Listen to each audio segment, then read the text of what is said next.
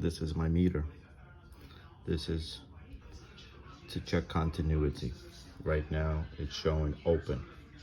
Okay, when you put them two together,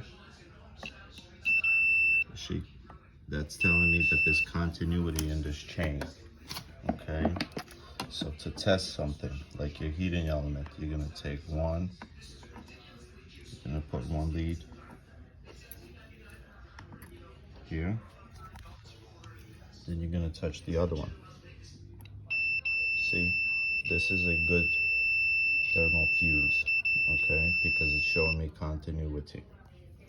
If you do not hear the beep when you connect them together and it shows you open, if it's a digital one, then that means either your element or your fuse is in bad shape.